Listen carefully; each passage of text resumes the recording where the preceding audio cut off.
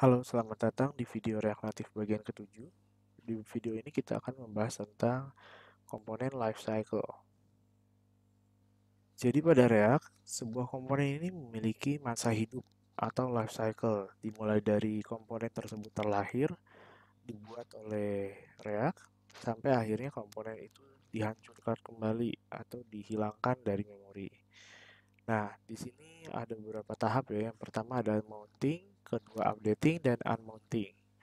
Secara sederhananya kita bayangkan seperti ini, ada sebuah layar kosong, ya, misalnya monitor komputer gitu kosong.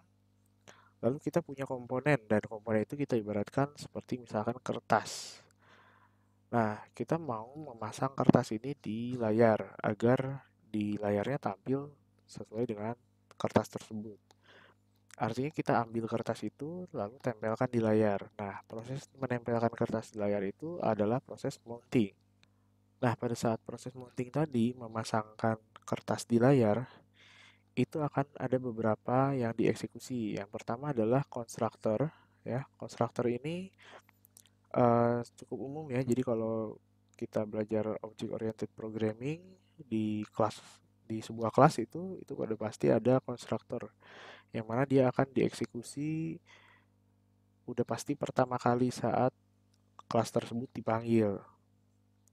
Nah, di sini juga ada konstruktor. Jadi ketika mounting itu yang pertama dieksekusi adalah konstruktor.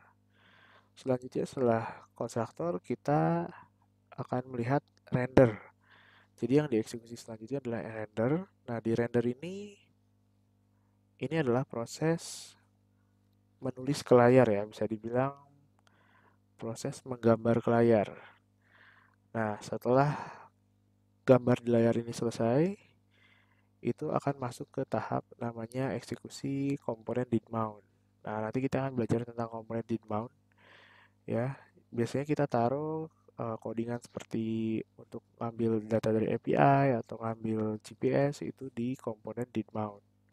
Dan selanjutnya di sini ketika ada sebuah perubahan ya, misalkan di state-nya tadi misalkan nilainya A berubah menjadi B, itu akan masuk ke tahap updating. Jadi si aplikasi akan melakukan render ulang dan di situ nanti akan masuk ke komponen did update. Makanya ketika ada nilai state-nya berubah itu di layar pasti langsung berubah tanpa harus kita refresh gitu karena dia akan melakukan render ulang. Dan selanjutnya ada proses unmounting. Unmounting ini artinya proses untuk melepaskan kertas tadi yang kita tempel di layar sehingga kita bisa menaruh kertas lain di situ. Nah, ini adalah proses unmounting. Jadi unmounting itu ya komponen tadi sudah tidak berlaku lagi. Sekarang sudah diganti dengan komponen lainnya di layar. Gitu. Di sini juga ada metodenya yang bisa dipanggil yaitu komponen will unmount. Kita akan menggunakan ini ya, komponen did mount. Ini nanti akan kita gunakan di projectnya, terutama untuk pemanggilan seperti misalkan mengambil data dari API atau mengambil data dari GPS atau mengirim data ke API yang mana akan sangat banyak sekali kita pakai di aplikasi. Oke, jika ada pertanyaan tentang komponen lifecycle bisa ditanyakan di Google Classroom.